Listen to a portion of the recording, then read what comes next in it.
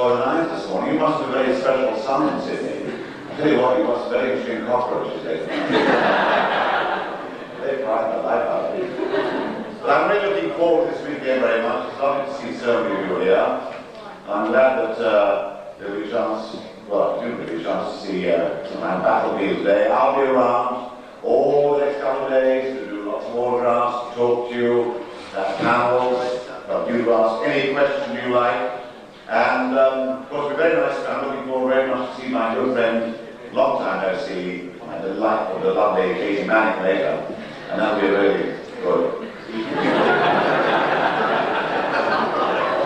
What do I mean bad? Good.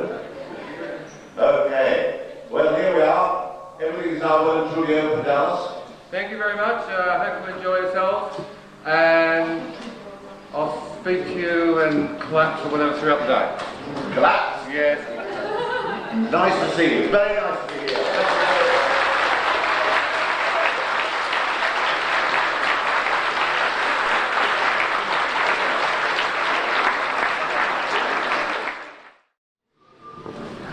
He's a professional cameraman this time, Robert.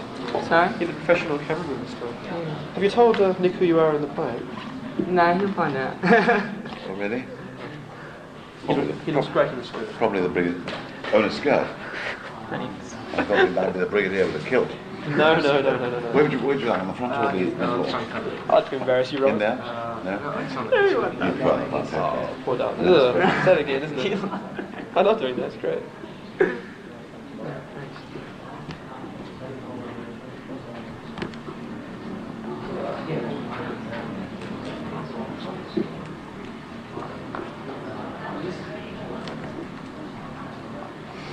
Good.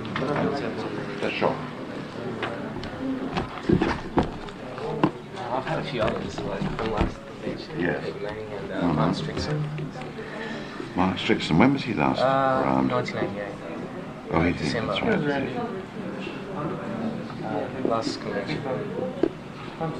Yes, I'm sorry I'm not going to be able to see him, Mark, very much, but he's now living in Armadale, which is a long way away. And sorry to... I don't want to get on film. You already got me yesterday.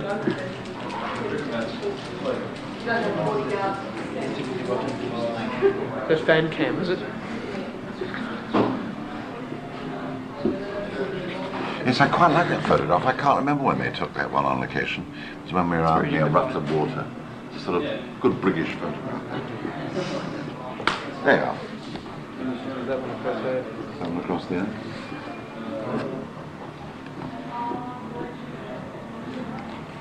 Good.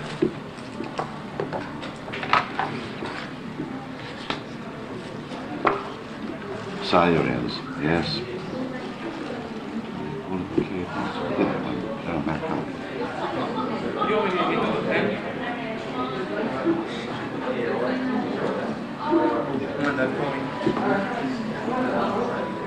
Thank you very Thank you. Hello. Hello. Demons. Yeah, that was a favourite story. Absolutely right.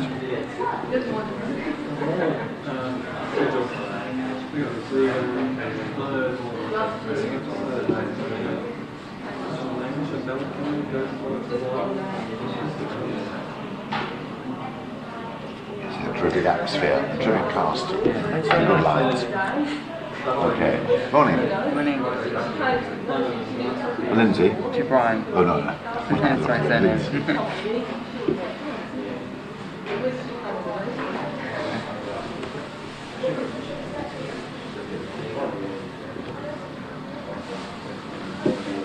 Looking very surprised about something. This would be Carousel, wouldn't it? That's right. Because as my friend speaking for me. Was that in the middle? I think one of the writers. Yeah, it was from, I can't remember now, It's been one of the a writers. while ago. Yes. Well, just earlier this year. Yeah, well, no, last year. Last year. Of course, we just speak live. Sort of band. Oh, is that's the right pen to use. Do you want it on the front? Yeah, just sort of to Stephen with a PH. With a PH, that's right.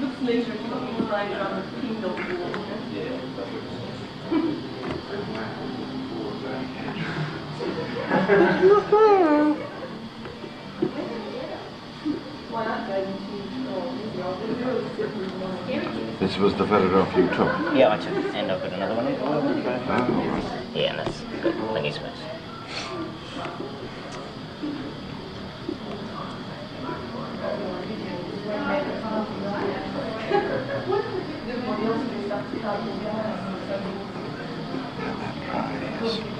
Imagine everyone disappeared straight away. Well, I had to go back after Yeah, one day. I had on to go the back and train do some to London. filming. Yes. On the Sunday, I had to go back to Saturday. That's night. right, everyone disappeared. And Oh, you mean there were no there were no autograph sessions? You mean? well, no, well, that was one. Nice to see you again, Stephen. Yes. Okay. Peter. It's terrific. Great. Greg.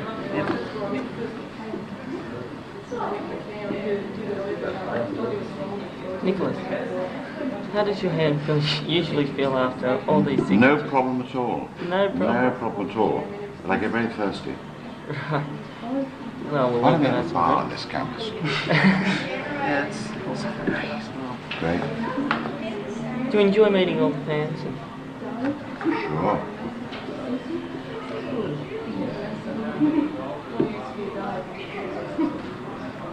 Cheers. Orders, yeah. Autographs. I don't get the logic of that. Because you're from Melbourne, you've got so much there. You could be of Adelaide and have so much there. Yeah. There's people from Adelaide coming too. There's lots of people from Adelaide here. Okay, where do I start? I'll I start don't know where you start. This is Danny's. Danny. Danny. Okay. Do you recognise? He wants to know if you recognise any signatures. Yeah. Katy Manning, Dave Prowse, Do you know any of them? Paul Darrow, yes, I know all of them. Yeah. Paul Darrow, Mark Strickson, Mike Keating, I know him, yes, I know him truly very well.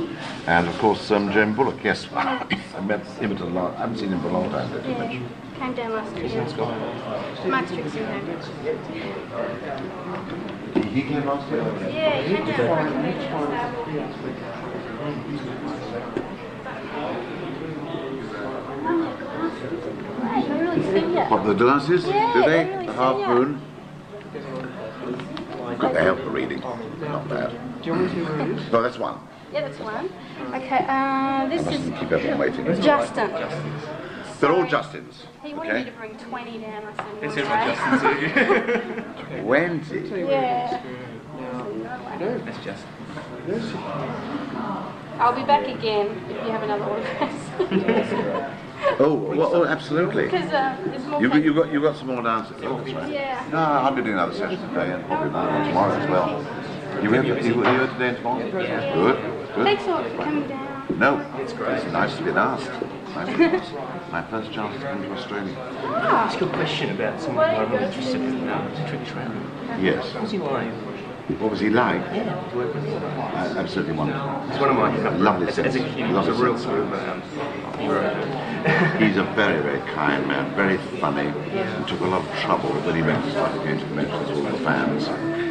And the mega cons in America, he made sure that You went just sat down in the middle of a hotel, letting yourself be surrounded, and sat down there and let's talk about it.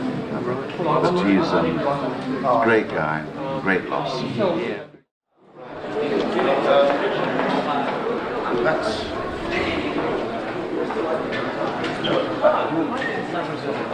Yes, that's right. Don't tell them about it. Yeah, alright, go ahead. Right, Nicholas will do a few alternate items. Yes. Do you want to use the mic? No, I don't need a mic, do I? Here we are. This is a lineup cast list from the Doctor Who stage show, which I saw in Wimbledon last year. With Courtney and all other people whose names I can't remember at the moment. So, what are we bid for this photograph here? $1. I hear $1. I think I'm going to need more than $1. 40 cents. You can't say 40 cents after $1. $2. Three. Do you want me to come upstairs and show you? No, you don't want to. You don't want to really tire me out. 3. Any advance on 3? $3. 4. Did you say 5? No. You must look very carefully. 4. Who bid 4? Who bid 4? You bid 4. Coralie bid 4. Any advance on 4? 415. 415. That's very good. I like that. 4. Are they allowed to go in 50s? Yes. Okay, they're allowed to go in 50s. 455. $5. Right. Advance on $5. $5. You won't find a photograph like this. I never saw one like that. It might be worth more than 5. Did someone say 6? No, I thought someone said 6. $5. Going.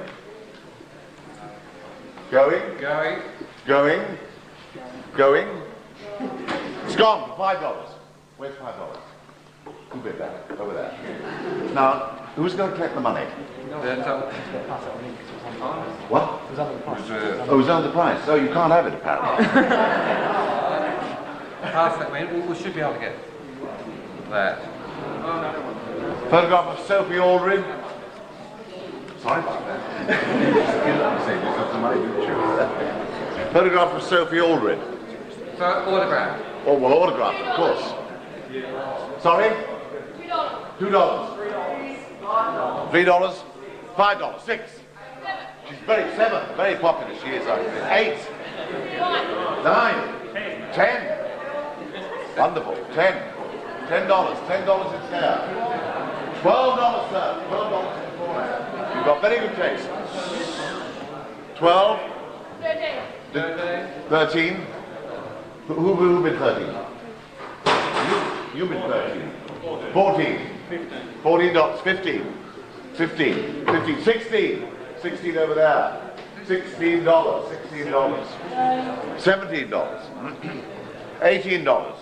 It's against you. $19. $20. So I like to hear Fast and Furious. $20. $20. Any advance on 21? Did you see 21? $21. 22. $22. Excellent. Very good. 23. Didn't someone bid 23 already? No, 22. $23 over there. $24 over there. 24. 24. 24. 24. 24. Going. Going once. Quiet. $24. There we are. Thank you. Simon? Excellent. All right. 20. 25. Unsigned 3 times. $30. $32. A very interesting price. 35. 35. 35. That was right. $35. The green vest, which I was signing. $37. $40. $40. $42. $43. $43 once. $43 once. $45. $45. $45. $45. $45. 46. 46. 46. Who did 46? You. 46. You. 47. 48. 48. 49. And 50.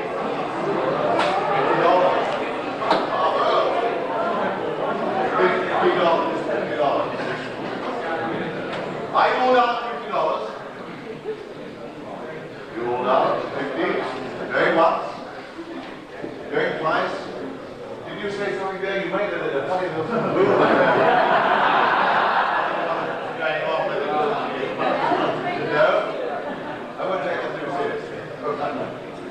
So it's going 50. 50. Once. Twice. 50.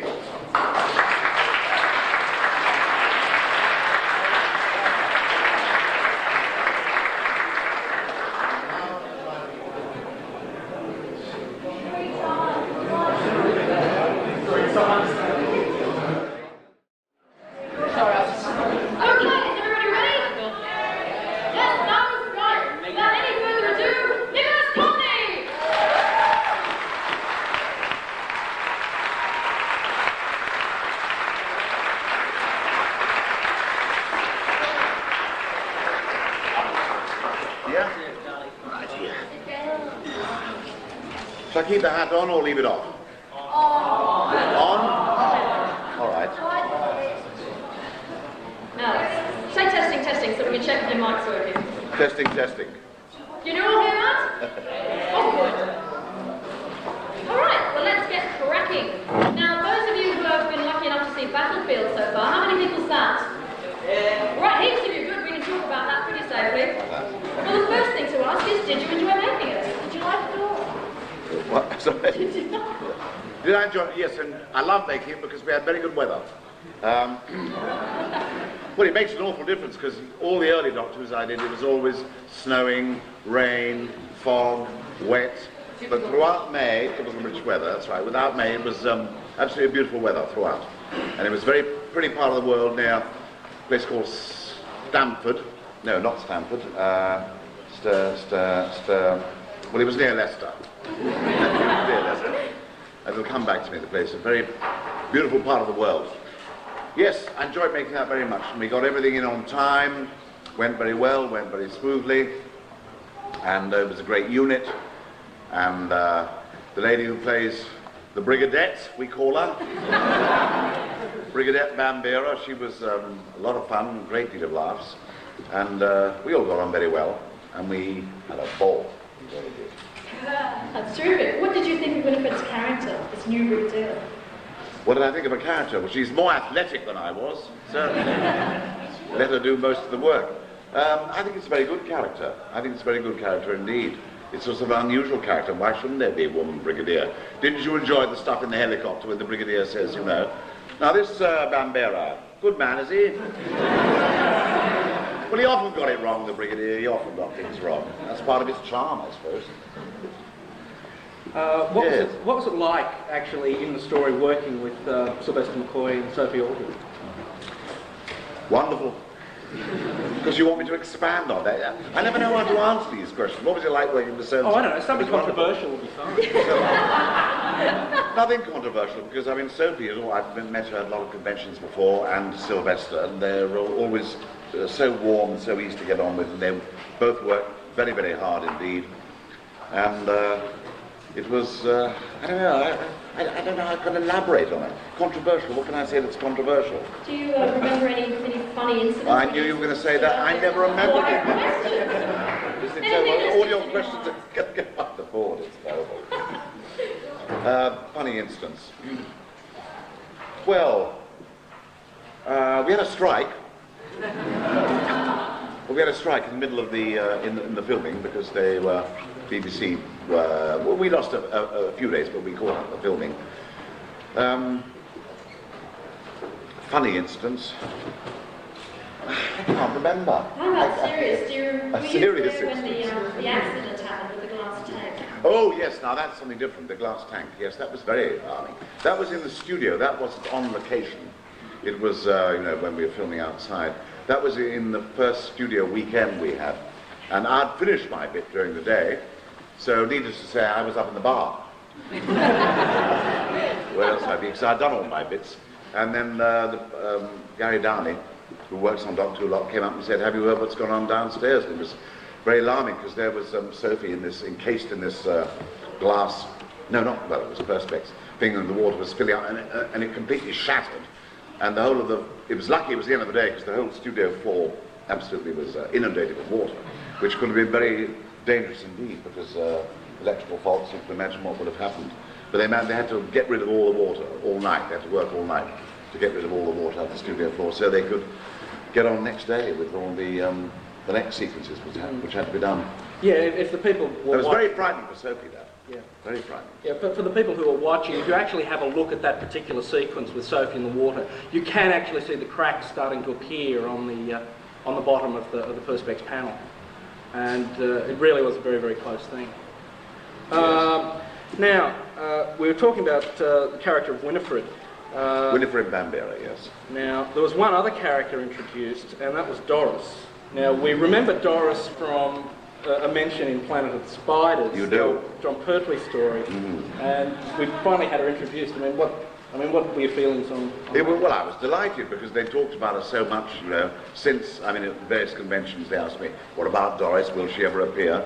And Ben Aronovich, the writer, got the idea that it was good to introduce, since the Brigadier was going to be brought out of retirement, to see if he had married Doris, because that comes out in the story. Sylvester, at the end, as you know, says, I thought, well, I'm getting too old for this, I'm going back to Doris' wife. He said, oh, you married her. Because originally, I think the Brigadier was married to someone called Fiona, originally. But Doris was his lady friend. But obviously he got... I think something happened with he and Fiona, probably during the Planet of the Spiders, where he went back and found that she got fed up with him going away, so he decided to settle down and retire with Doris. Maybe she found out about Doris. Maybe she had found out about Doris. No, but she'd also been a naughty girl, Fiona, you see, while I was away. I think she was making eyes at a subaltern of mine, one of my underlings. Well, that's my story, and I'm sticking to it. But it's nice to have the idea of Doris. Did you like the house there? It was an amazing house, wasn't it, down in Buckinghamshire. As I say, the Brigadier must have had a terrific private income to own that place. We've got a very good golden handshake for the army. Or the school. No, schools don't give that good. They don't give that much money away. What about the actress that played her? Angela Douglas, yes. Used to be married to Kenneth Moore. And I was delighted with her casting. She was great fun to get on with. And she was the right colour. Her hair was the right colour because I like blondes. Can you hear me? Hadn't worked with her before, yes, but we only had one day because all her stuff was done in one day down on location. But it was great fun at the end when she leaves me to go out with the girls. Leaves me and says, oh yes, do prepare something nice, And I'm not a very good cook. Nor is the Brigadier, I don't think. That's why myself and the Brigadier are quite closely related. And so he's absolutely horrified, when he's asked. Sylvester says, I'll do the cooking. And Anson, you're really good with the lawn now. So the Brigadier's got them all working. You'd want to with it all, that's fine. Yes, that would take a lot of work. What a ride on, really. Yeah. Another thing that we heard about the story is that more than one ending was shot for us. Yes, well, that was a story that we put about, actually, because there was some doubt. Originally, when it was first planned, the Brigadier was going to be killed off. And I was quite happy. I was quite happy with that. I didn't mind. I thought he's been around a long time. Give me one good story to kill him off you. But then John Nathan Turner, the producer, said, well, so much happens at the end that, if you were killed, your death would go unnoticed, and we can't have that, can we? So we decided not to. But in the lead-up, the stories have been put around where they'll be shot, you know, where he might be killed, where he wouldn't be killed. And the third, I don't know, there were 3 endings we talked about, weren't there? One of them, I think, Winifred was killed. Winifred was killed? I think, well, that's what I heard. That's an interesting one. I hadn't heard that one. She was killed. But in the event, the Brigadier lives to fight another day. But would you do it again? What, be killed? No. I think you'd only be killed once. No, I mean return. Yes, of course I would. Except no one knows what's going to happen to the program. It's maybe, you know, palmed out to independence. It depends. Yes, of course I'd love to. Love to come back. Be nice.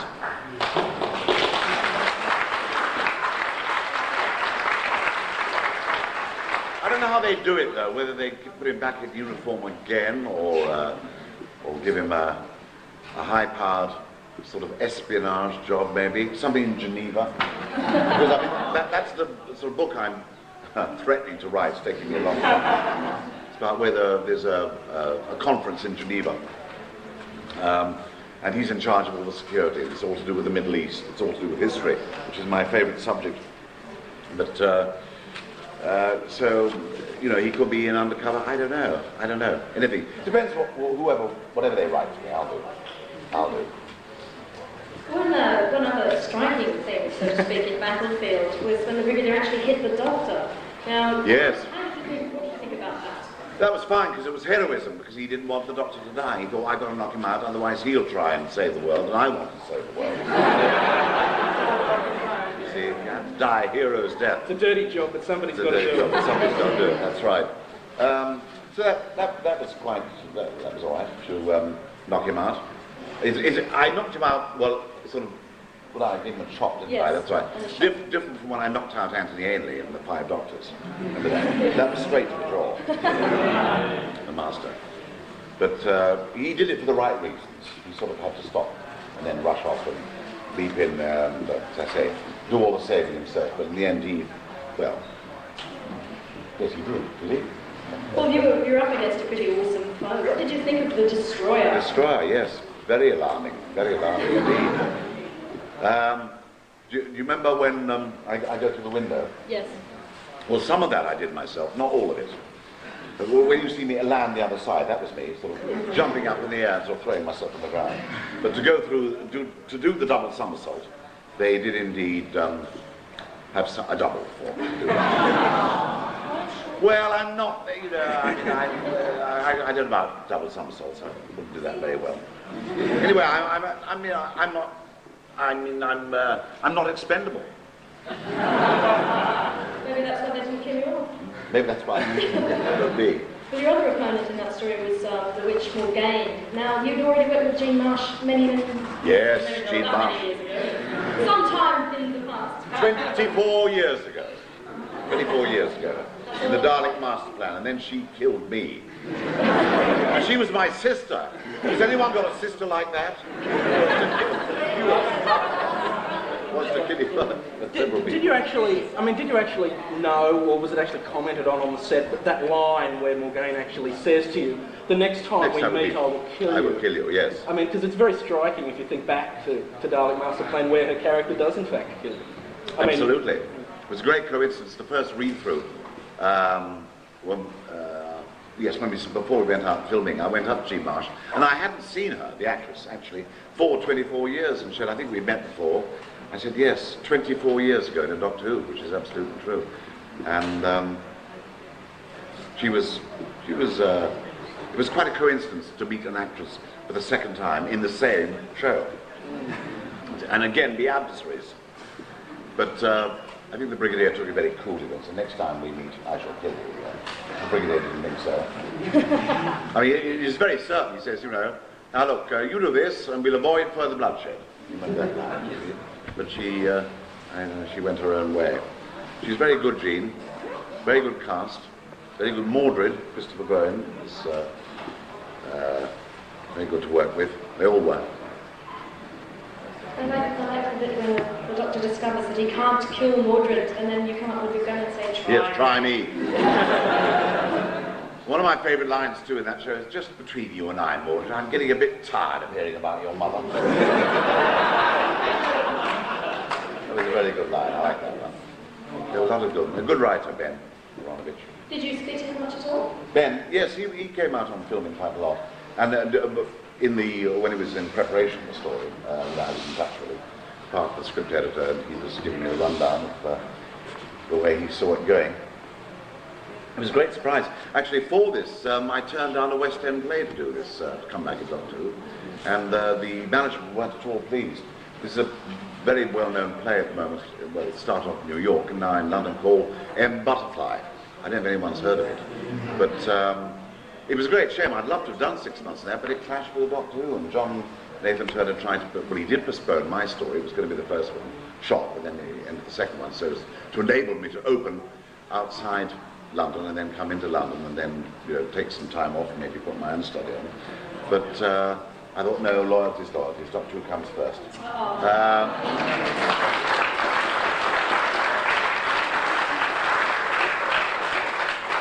could well have been the last time, but it would have been nice to have been in the West End as well. We probably the people all noticed that in the first 2 episodes of Battlefield, you seem to be in a helicopter virtually the entire time. Yeah. You know, can you tell us about all those helicopter scenes, and particularly the crash at the end? Particularly the crash at the end. Well, that's the really notable bit. Yes, it certainly was. No, the only time I really got the helicopter went up was when you saw me rise from the lawn and we went off, and that, you know, lasted for a bit.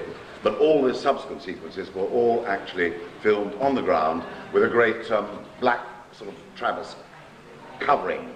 You know, there was a mock-up of the helicopter cockpit with the very attractive Polish pilot who was flying me, and there were the people sort of rocking, you know,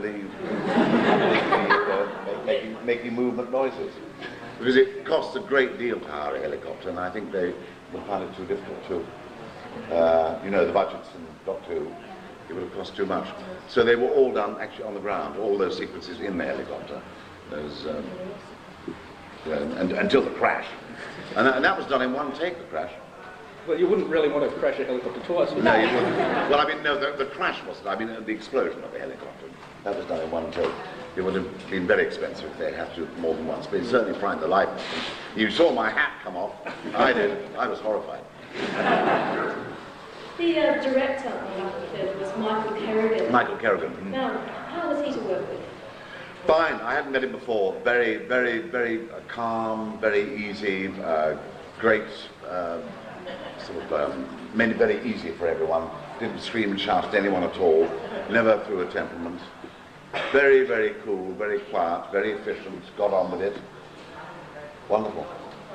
Very easy to work with.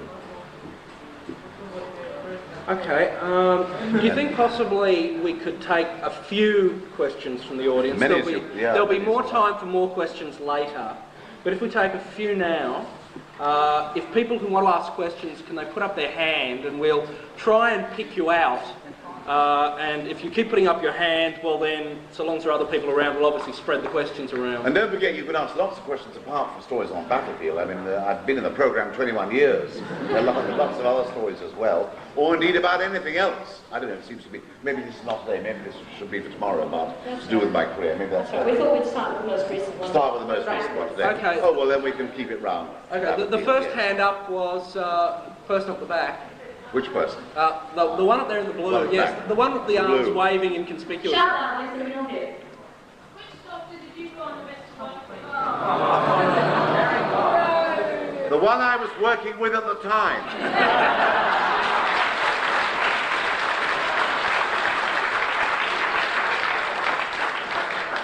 Or, as the Brigadier says in the 5 Doctors, splendid chaps, all of them.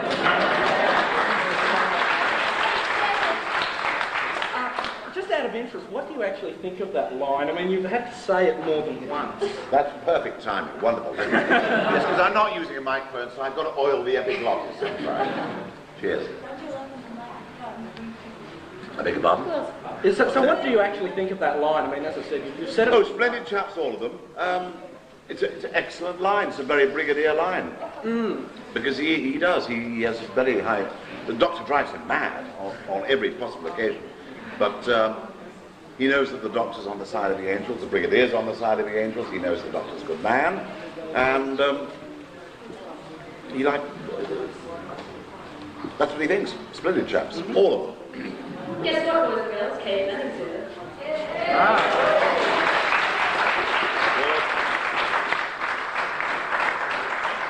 If we could just get her to stop talking to people and actually come in piano, would you just grab her? Well, we can have a couple more. Bodily drag her, we'll ask a few more questions from the audience. You'll just bodily drag her in. There's a chap in the vest there. In the yellow? No? You compared with both masters. Which one did you prefer as the best and the second? Which one did I prefer? Well, Roger, that's not a question, is it? Roger, don't forget, my father by profession was a diplomat, so you're going to get all these answers. They both played the part their different way. Roger, I think, had a splendid, wonderful menace about him, and he was a total antithesis to what he played. He always played villains, but he was one of the most, well, you asked Katy about that, one of the kindest, gentlest, pipe and slipper man, you know, when he was at home. I enjoyed working with both of them. But I knew Roger better, so I suppose since I knew Roger better, you know, I was probably slightly fonder of him. But I got on with Tony Ainley very well. Okay, he is. Yes, just out of interest, you worked like you didn't give Tom Baker, but have you acted with him in any other story or show? No, I haven't. The first time I met Colin Baker was at a convention in Florida. He'd come over and he hadn't been seen in Florida at all. None of his stuff had been seen, and the way he handled the convention was brilliant. No, I haven't actually worked with him, but I see a great deal of him socially, and mostly at conventions indeed. So you're probably one of the few people who has sort of direct contact with every single actor involved in the show? Well, every single doctor, certainly. And indeed, and of course, more importantly, most of the lady companions.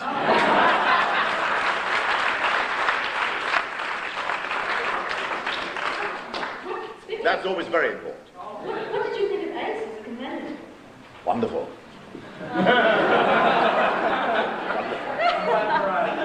I wish she was mine.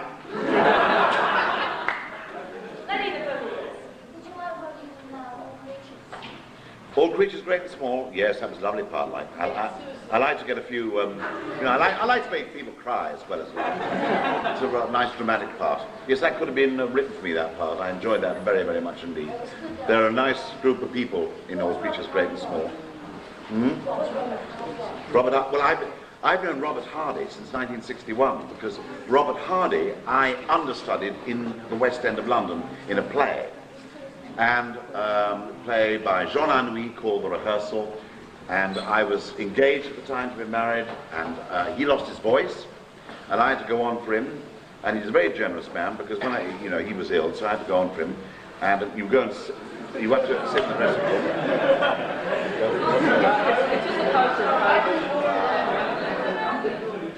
More masking tape, I think. More masking tape. But going back to Robert Hardy, yes, he. Very generous, and he sent me a telegram when I went on for him saying, remember, it all belongs to you. This is a very nice guy, he was the principal. Remember, it all belongs to you was a telegram, and a bottle of the very best champagne. And then he gave me a lovely wedding present, and I've seen him since All Creatures Great and Small, and whenever I see him, he's a very, very, very nice man. Have they shown Jenny's War out here? I don't know, has anybody seen that? Have they? Not a very good film, I don't think, not a very good film.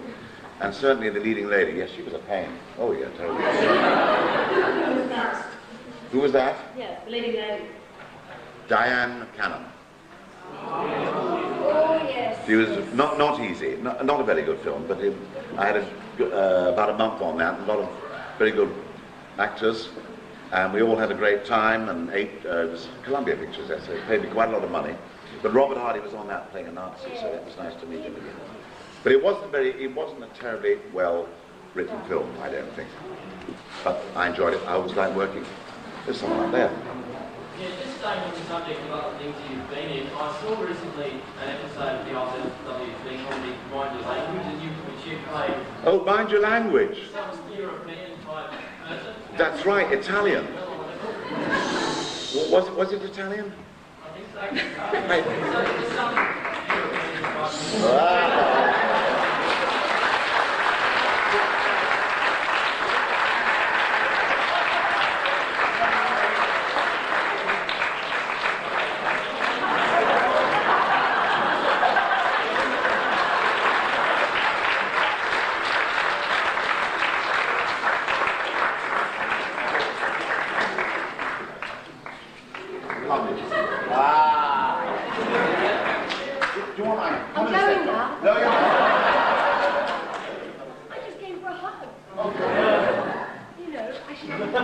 I normally sit on Nick's knee. Yes, she does. Nick on me. No, oh, well. My knee's still available. If you Welcome get to bored of the chair. Australia. Thank you. Good day. She'll be right. She'll be sweet. There's sucker the sand. Look, darling, I don't want to interrupt. I'll just sit here quiet.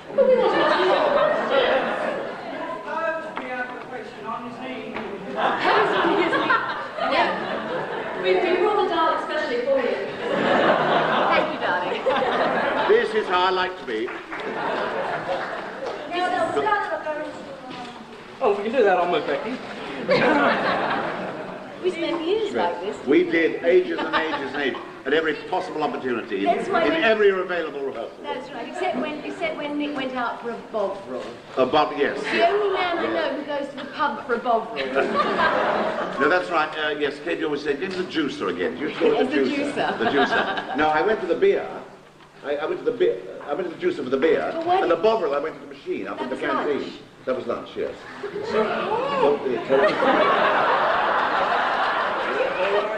Very sexy, isn't it? Well, she could stay. I do like a man who's got silver hair. I do. I think you look absolutely smart. I really do. I had my first day yesterday, and I didn't know about the Sydney sun. It's very violent, isn't it? Oh. I went, Yes, actually, we'll tell Nick how we're going to change the brochures. I was talking to somebody the other day who's involved in tourism. And I said that, can you hear me?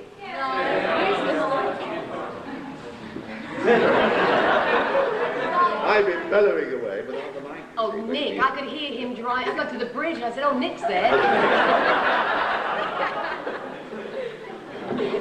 No, we're going to change the brochure because it says, come to sunny Australia. But was it Josh? It's the bovril. But what it doesn't mention is that if you don't put 5 tons of suntan cream on, you get cancer of the skin, right? And that takes 4 hours to get ready to actually go out onto the beach. Then you get out on the beach, and if you can go into the polluted sea, you can have a jolly nice swim. That's after you've put the insect repellent on and taken the bottle of vinegar to get rid of the blue bottle stains. Welcome to sunny Australia. You've got to do a lot, haven't you, then? Oh, listen, it took me 4 hours to get my son to go for a surf. We start at 5 o'clock in the morning, and he's out by about 9:30, and I insist he's in by 11 because that's when the sun starts to get dangerous. So, I mean, you know, it's not easy. No. It's not easy. No. But I was only there for an hour yesterday. Oh, That's nothing. but it does look good, Nick. I think it's Well. Have you seen the commercial with the lobsters in it? I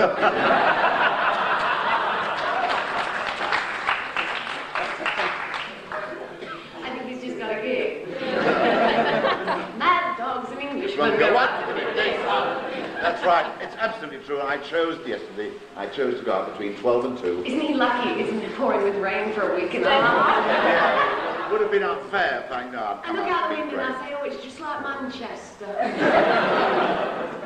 You had a week of rain. Week of rain. Well, we had, what was it, about 6 weeks of non-stop rain a few weeks ago. And I had some friends who came out then, and then they came out just the beginning of the rain this week, and they said, excuse me, what is this? I said, BBC special effects. Was it always raining when we were on vacation, Katy? Was it always raining or fogging? That's where the cuddles all started. Oh, they did. And they never stopped. The chaps, right, all used to wear these sort of wonderful long things. What are they called? Longies? Long things. Long john. Long john. I just can't get over Long it. John Courtney.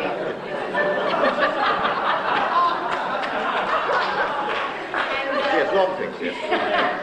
And Long johns, yes. they used to wear these things on their trousers. They went in the water with little darlings who all wear suits. And, you know, they were all pampered. And Muggins here is walking around in 3 inches of skirts, a pair of tights, knickers if BBC were up to scratch with their budget that year. And sort of basically that was it. So I learned that to find the most cuddly people in the cast. Absolutely. Even if they had Bovril. Even if they stank of Bovril. And so Nicholas always got first prize as being the best, warmest, most wonderful cuddler, but you have to be watching because he graunches. Graunches? You remember that? I remember the word graunch very well. That was a background word, wasn't it? Graunch? No, we got a script in. We got a script and it says, well, it said one thing which I actually can't say here, which is very funny, but you're all much too young. But it was very funny, and I said, no, I'm not going to do that. That was with the doctor. And then it said, the brig enters and graunches Joe. What story was that? Oh, don't ask me Don't that. ask me, no. Well, just I remember the graunch, not the story. Yes, I remember the brig graunches. Well, why would I graunch you? Oh, thanks a lot. Not why would I Nick graunch Katy, why would the brig graunch Miss Grant? Well, I think he might have found out, Miss Grant. He might have taken it. He did. Yes, graunch, I remember that word. We had lovely... Sorry. What does it? It's a sort of, well, it's near to a grope. It's as near as the brig ever got.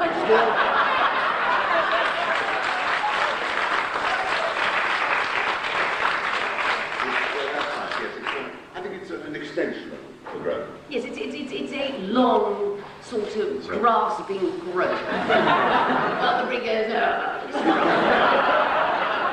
bring another vat of wine. Right. Wonderful. Has anybody got any questions? Well, we did actually, but you're doing fine. No, that's fine. Are you comfortable there? Well, yes. Well, I thought my knee was better than that arm of the chair. Well, actually... Actually, no. Actually, no. No, I just thought maybe it was a bit hot, because I don't know about you, but I'm sparkling. Yes, it is, you're right. So I thought I'd let you... Oh, how sweet. Bovril.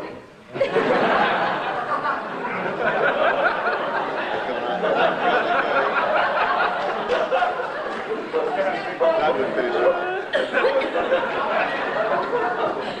You're very lucky it wasn't.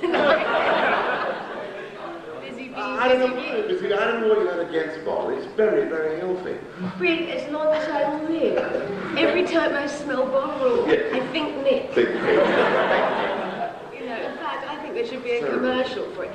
It was a drink that we used to be given when we were little. Sort of, we went swimming in England. Believe you me, you needed something to warm you up.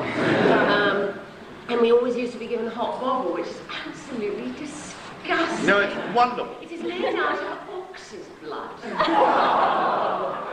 mean, you know, only Nick. No, lots of people have it as well. It's very popular. Bonox. I beg your pardon, Madam. Not in front of the children. How long has it actually been since you two have seen one another? I can, September 1987. Can you tell me the time of day? Yes, I can. At 1:46 Precisely. p.m. 1:46. And when was that?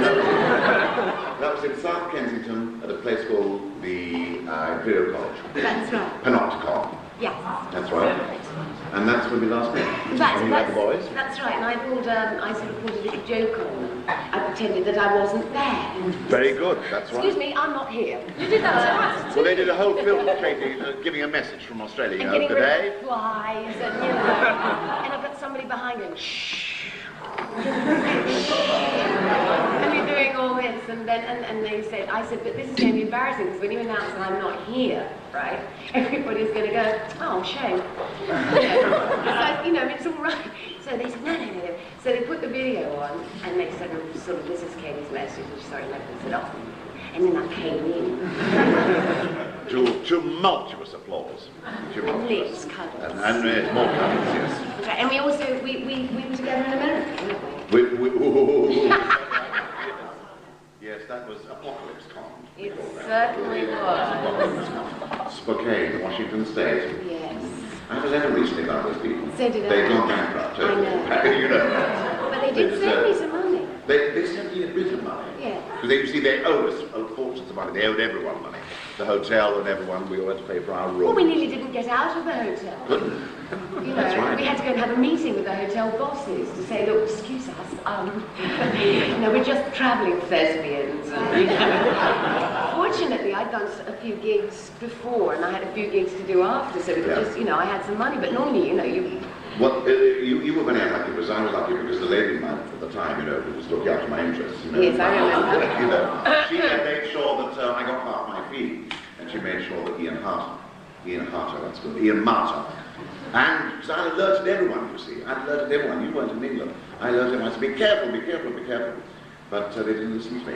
But Nathan Turner and Ian Martyr, they got half their fees and their airtime. It's the only gig I've ever done other than for one person. I've always worked for that one man. Yeah. This was the first outside one done. The only reason I was doing it was because you lot were there.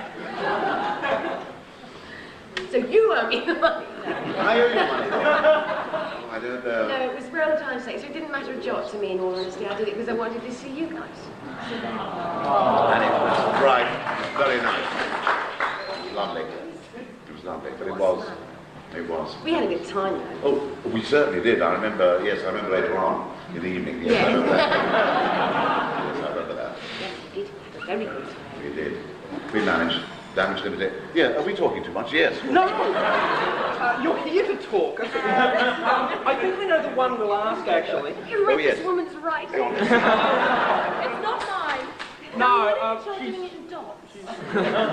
I think I know the question to ask at this point. We've been having this wonderful repartee on your relationship as people, but...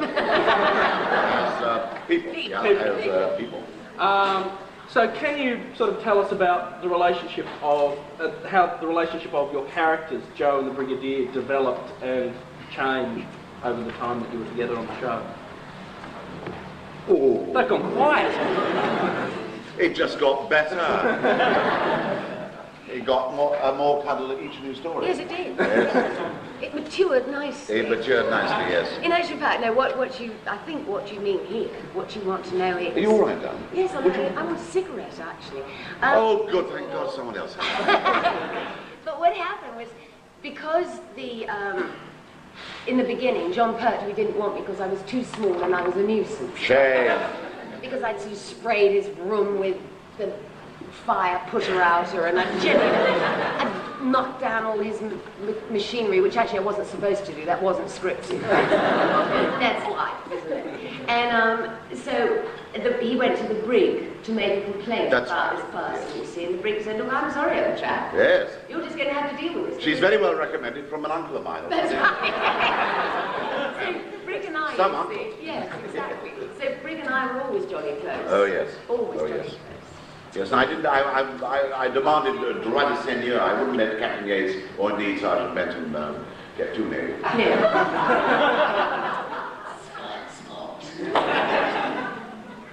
Actually, no. I think if it came to butts, I would definitely prefer the brig. You think so? Yes. You think Sylvan has an idea? All right. Okay.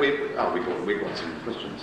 Lady in the back, and then you select. Lady in that very delightful colour. Would you call that cerise? No, I wouldn't use the addy. Cerise. Cerise. No, it's not enough purple. Not enough purple. Oh, very well. I stank for it. Anyway.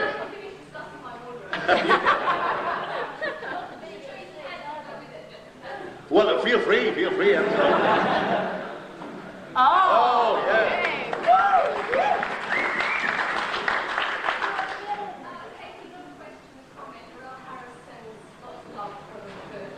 Oh, could you please return likewise, or something? Yes, please do. All well? Question, please, Nick.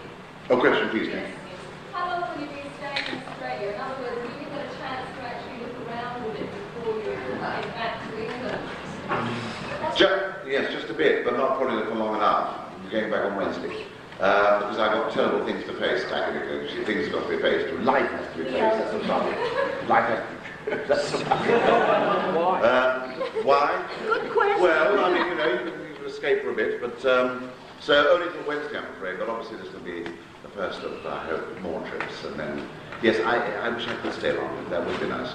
But I think I'm going to have a good look round Sydney on Monday and Tuesday. Good look round. I didn't say Oxford Street, did I? It's a terrible joke. You just reminded me of a terribly funny joke. Right. Tell us the joke. No, he's just telling it, and he's just giving me the cue to tell it. I always endeavour to like you. Well, you see, it's this Mr. Mike. blind. Oh, all right.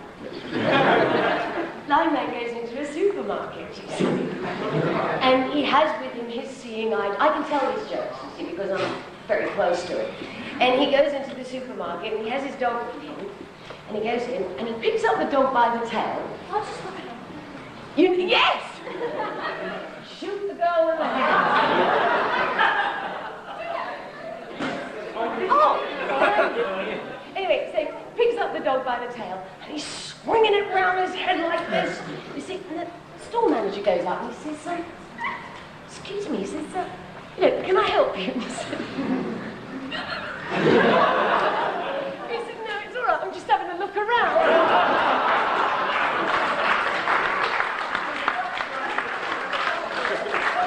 What did I say? It gave me that cue. Oh, look around, yes. Got there. Yes, it's all right. Back to Oxford Street. Yeah, back to Oxford Street. So you might need 2 days before you have to do Oxford Street. No, I'll tell you, it's someone in England who said, Nick, don't miss Oxford Street. I know who it was. You do? Yes, I'm sure I do. Do you? What's his Christian name to begin with? What do you want, sir? I mean, feel free, but I mean, you know. What do you want? You want Christy? You want Christy? All right. Oh, no, they're upstairs. Oh, dear. Oh. Nicotine Nicotine withdrawal. withdrawal. She's nicotine, I'm withdrawal.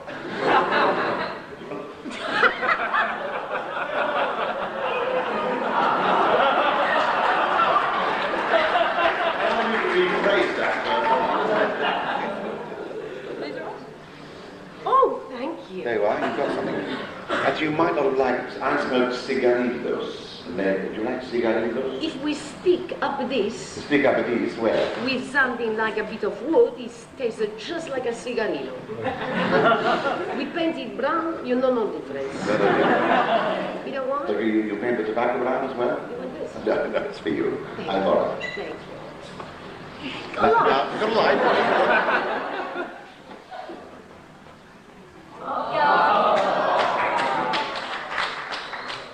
That was a zipper. What a cool dude. No, Somebody asked you a question. no, somebody wanted to ask you. It was the other fellow just there. Well, it's kind of like 2 questions. First of all, what is your, Katy, what is your favourite story or episode of Doctor Who? And also, what do you think Roger Delgado, his son, as the master?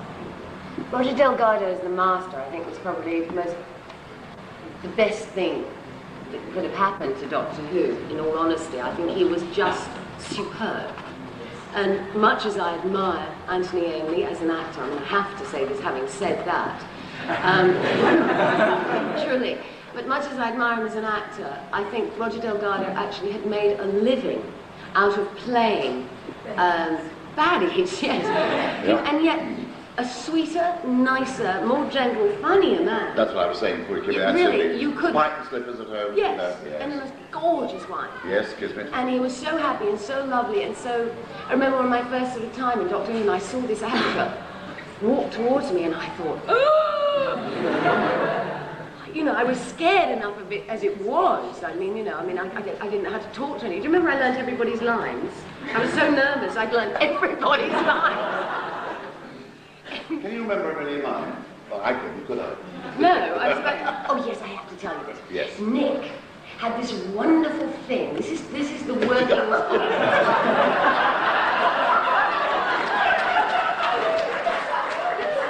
I mean, had, you have to use the past tense, right? I hope you don't do this anymore. And you see, this is the workings of the Brig's mind. He decided, we used to look at his script and we all used to get the giggles because you've never seen so many different coloured lines in your life. Everything was in a different coloured pen. And we said, Nick, what's that all about? This is when I knew him better and I didn't call him sir anymore. And what's all that about?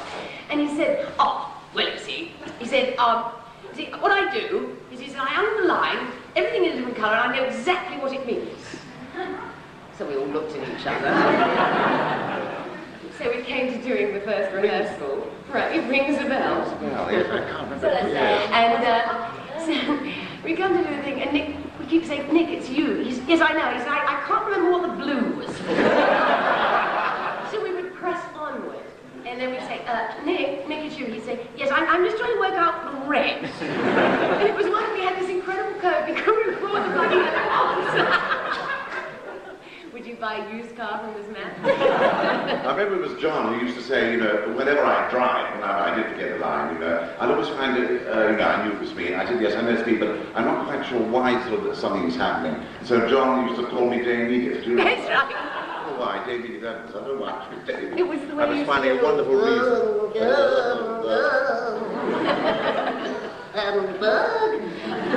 It's no, I remember, it's because I underlined everyone else's lines, which I still do, not my own. It's very weird. Because then, no, there's method in my madness, would you believe? So is that why you kept saying, look out, Doctor, there's a big one? I underlined everyone else's lines before it was me to speak, so I know when I was learning them, then I know, you know, I got back to my brain, then I know I've got to answer. No, that's no excuse, is it? I know I have to answer. I'd love to work with Nick in a play. Ask him a question, and he says, no, I've got it underlined, so I'm not answering.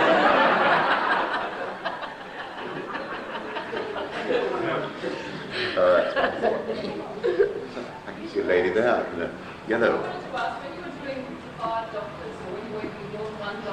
Yes. The script says, say such and such as the doctor. Did you get confused as to which doctor? Did you colour them? How did they differentiate between doctor and doctor? And then you say first and second. Did you colour them? No. You see, it's very funny about this colouring thing. I'll come back to your question in a moment. I do promise. It's my butterfly or tangent mind. I remember vaguely something about this colouring. I can't remember what I did it though.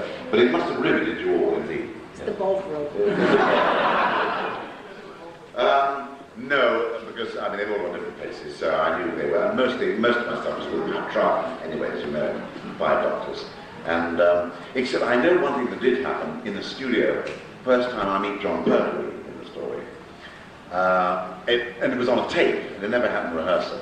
I dried stone dead. I think that was sheer emotion of suddenly meeting under Dr. 3 again. Dried stone dead, but it didn't matter. We did it again. But no, you can't have any trouble differentiating between all the five. They're all lovely, as I was saying earlier. All lovely. Yeah. All their different ways. Yeah. Yeah. It's true. It is. It's happy. It's a family show. Always happy. Happy show. Shall we try a prepared question? I mean, just for a change of pace. Yes, because it's Oh, not have you big got a prepared question? Are you all right? Are you? Can't prepare it. You're not being graunched with that. I was actually enjoying every minute You're of it. enjoying every minute. That's all right. What about all the other unit characters that were there? I mean, particularly, of course, Sergeant Benton and Mike Yates.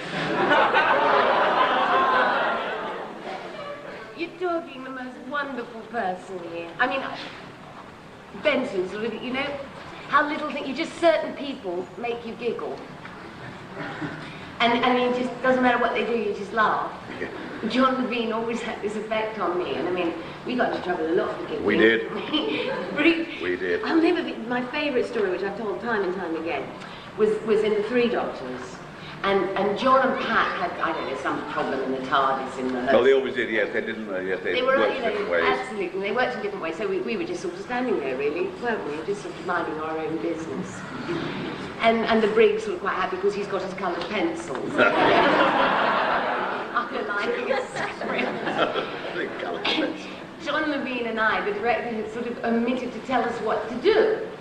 So we was just sort of standing there, and John Levine kept touching his forelock and saying, "Excuse me, sir." "Excuse me, sir," he said, "but, you know, where shall I sort of go?" He said, "Oh, I don't know, go and do something on the filing cabinet." Ooh. Who said that? I said that? And John, no, the director, Oh, the John, director. John Levine got up on the filing cabinet and he attacked us. As long as it was only attacked. And it just struck me as particularly funny because there was a little tension in the air, you see. And of course, I was gone. I was rolling on the floor. This one, by this time, has decided it must be time for lunch.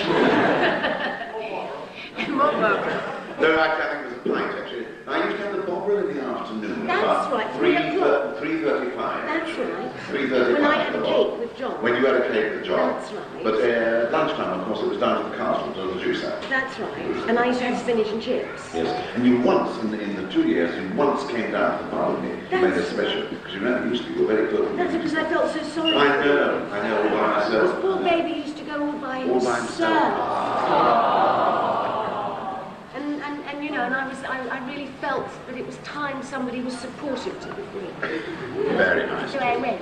But talking funny, no, this was before your time. There was do you remember the invasion, the story of Patrick Troughton? Yeah. I mean, there were some interesting lines written, I must say, in that. One, as the brigadier, I had to say, I had another, I be careful what you say that. I was going to say I had another captain. No, there was someone played the captain, and his name was Jibby. And I remember I had to get out something like this, a microphone like this.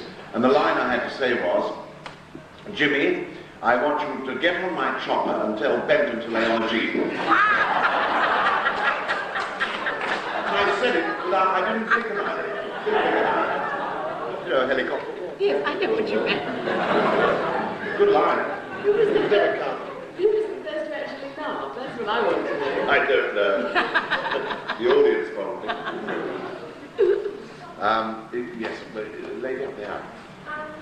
Just hearing you talk raised a question in my mind. In spite of the fact that the doctor's several hundred years old, he's travelled with many different female companions. He's been all around the galaxy, the universe, yet he comes across the show is very sexless. You know, the world and the universe seems to be very sexless. You haven't seen Curse of Fenric yet.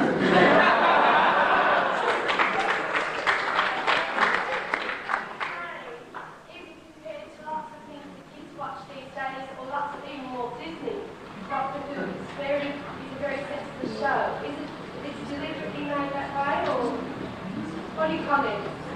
Well, yes, I don't know. You see, it may be sexist, but none of the lady companions are. They're extremely sexy. Yes, I know. So, you don't need to lay on the line there. I mean, you leave it to the viewer to look at all these.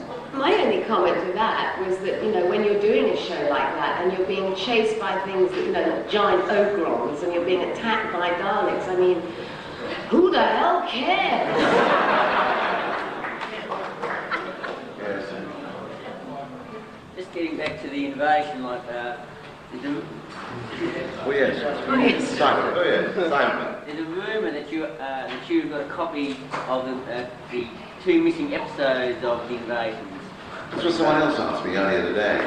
I don't know. I've got a very old copy of Invasion, and one episode is missing, and some you can't hear the dialogue at all. It's a copy of a copy of a copy of a copy of a copy, which has been done in the States.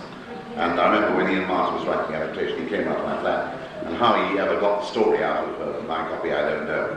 And I have got a sort of copy of it, but it's very haphazard.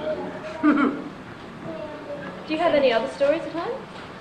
Oh yes. I'll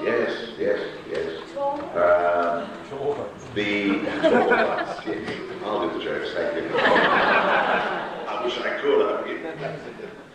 Yeah, the Ambassadors of Death. Someone gave me a copy of that. Of course, I've got the Demons. Got the Green Death. Got Mordred. Got 5 Doctors. It's not bad with you. Yeah, drag them out and watch them occasionally? No. Not unless I'm really desperate, there's nothing on television. I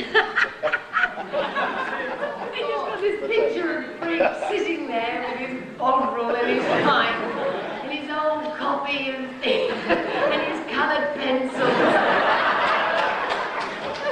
Lovely thought. Yeah, sorry. Don't get back before. How did you feel the first time when you walked into the TARDIS and saw how big it was inside compared to all the time you'd seen the outside of it? Quite appalled, of course. Quite absolutely appalled. As I say, I remember the lines. This is what we've been spending all this unit money on. Didn't want to go there. Didn't trust the machine at all. Sort of rather amazed. No, I think appalled is probably the is it appalled? Is that right? I quite like it. You quite like it? I quite like it. That'll do. Gobsmacked? No? Gobsmacked. Gobsmacked. That's quite a good word. He always didn't like Katy, the science because he thought it was a very suspicious machine altogether, but he supported it. It was in the autos that you actually first saw. Was it or the one after that you actually first saw the TARDIS? 3 doctors. Oh, so outside or inside? No, 3 doctors. 3 I'm doctors. sure I was there when he... You were? You were? Yeah. Got a photograph. Yes, you were. So I would say gobsmacked. Guys, 2 doctors or what? 2 doctors or what? Definitely 3. 3. 3 first. No, 3 first. 5. 3, 5, 2. Are you talking about the stories? 3, 5, 2, yes, that's right. There's a lady there. There's a lady there. Wait. Did you usually ticket, you know that when we were in some town in London, or one of them, you said you were Scotsman, remember that? You used to ticket. Well, that's Terror of the Terror of the Zygons. Zygons. When you saw my knees first. Come on. The kilt. Yes, that. Mm-hmm. Did you use a ticket because you were going to find that one? There was what? No, don't answer your fine. You were going to take a ticket home. Because you're a Scotsman. You were challenged on your Scottish answer. That's right, yes. That's too long ago. Because I hadn't Because you hadn't got the taken the return ticket. Yes. Yes, what about it? Did I lose it? Use it. Use it? No, I just got the train. I don't think I used it. Chap with the badges. How did it feel to be wearing a costume like Ray Pine in that story? Did you sympathise with his pretty legs? Did I sympathise with his pretty legs? With his blue knees. Actually, my legs aren't bad. Do you know that? I was actually going to The take... rest of the body's rubbish, but the legs are That's also not true. But, no, Nick has actually got better legs than Fraser, and I know both their legs.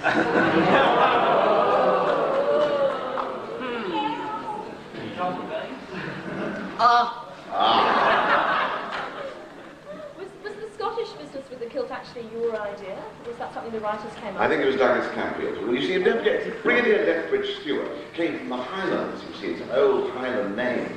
So basically, when he was first mooted the idea, he could come from the Black Watch, which is a very famous Scottish regiment. So he came from the Highlands, you know, and he's rather aristocratic, and he's Lethbridge Stewart, Alistair, Gordon. So the Scots, it was all there, actually. It was all there. Did you keep that in mind in other stories? What, the Scottish? Scottishness. No. My wife came into it one night. What, she was Fiona? Fiona. Mm. Yes. Fiona, I was telling you about Fiona earlier. Yes. But she didn't come into the story. You Oh, never saw no, her. but we had long discussions Oh, about we went long. That's when I started using all the red and the blue pencils. Because, oh yes, well, you had to flesh the character out. Yes, Terence Dix wanted, didn't he? He wanted, he was in the when you were having all sorts of trouble in the demons, that's right. That's right, That's yes. right, I had to come out and rescue you, and there was a shot of me in bed. And Terence Dix wanted to see a very lily white arm saying, Alistair, don't go now. Yes. But that never happened, I'm afraid. It opened the door of great It fun. opened the door of great fun. And it was nice to have a laughing battle. It was very glad. Okay, next one. Okay, next one. There's one right over there. Nicholas, Sir? you're wearing a kilt. I take it that you did it the correct way. Oh. What do you mean? Well, I knew which way around the kill should go. I know that the safety pin should be at the front. Yes, I know that. Yes, you didn't mean that, did you? No, I know you didn't mean that. Correct or incorrect? Oh, I think, you know, you can't frighten the horses or the mules or the ants being the incorrect way.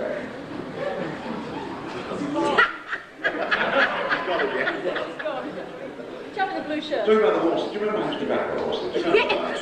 Yeah, that, remembering that way. That was the other thing, was the racing. Oh, the racing, yes. I love racing, so I'm very much into horse racing.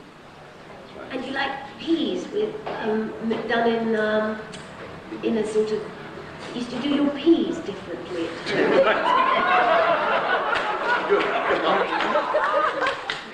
Did I? What? But I learned. Did I go to a different room or something? Maybe you used to cook them in stock. In bottled stock? In stock. You used to do them as delicious peas, and they were cooked in stock. Little bits of chopped fish. Fantasy world, you're an idiot. Because I've never been a cook. I can't cook anyway. You and I got you to get Amanda to do it. Oh, I had it at your house. It could have been Madeline. I They couldn't. Oh no, it wasn't me. No, no. I did the shopping. But they were nummy. Were they good? I always cook my pieces. Ever They're since just then? like that, and I thought it was you. Sorry. That's Sorry. But I'm glad you think it was me. Well, I do. I just remembered the piece. We had the chap in the blue shirt. Oh, I thought we had the chap There in he is. the red jacket. Oh, he's Well, waving that'd his be arm next. about like a birthday. I always like playing two different aspects of the Clear and Inferno. Inferno, that was, I like that very much, yes, because it's nice to play two totally different people. I mean, the brigadier who one hopes you are fond of and like, and the real nasty fascist piece. It's very nice playing nasty people. It's great people. It's lovely. It's very enjoyable. Yes, it's played two parts for the price of one, and believe me, the BBC will be. What about the practical jokes that went on in, or reportedly went on in that particular story? Practical jokes. Everyone's heard this somewhat of this story. Yes, yes. You've all heard this story, haven't you? No. They're lying. Well, then you're going to hear it again. In the story called Inferno, when indeed, you know, the TARDIS goes sideways, I think that's correct, I think it went sideways, in a parallel continuum. I think that's the word. I seem to remember that word. I underlined it with a green pencil.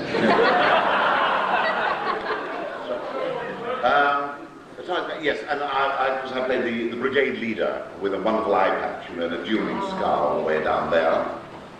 And makeup used to take about an hour in the morning, and God knows what was underneath his eye. Anyway, at the dress rehearsal, there was John Pertwee, John Medine, and Caroline John. It was her last show before Katy joined us.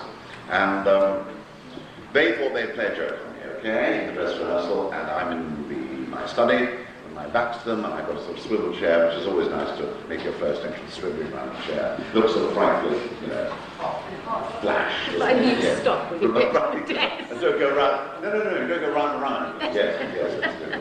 Anyway, so there I was, you know, playing the brigade leader with the eye patch, and there was John Pertwee, Caroline John, and John Medine, all with eye patches on.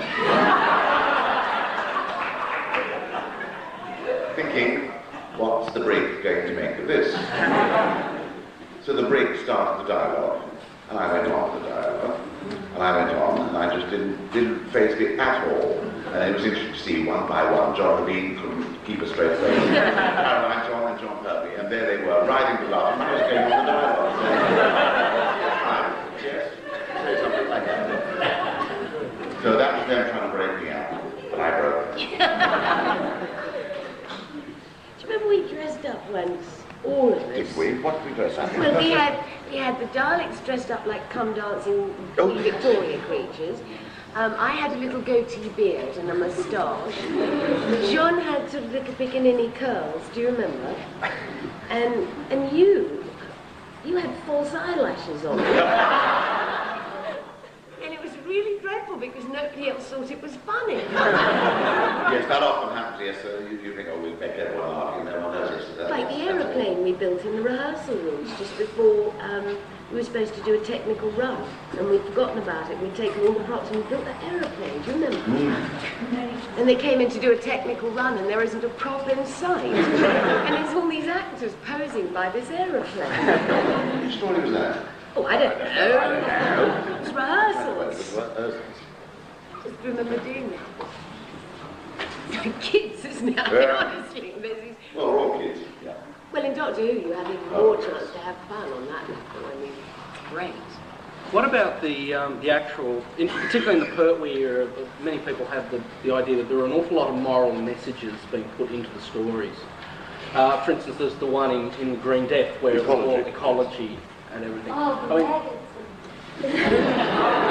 yes, those ones. I mean, what's your opinion on that? Do you think there were too many, or do you think maybe there weren't enough, or what sort of input did you have into them?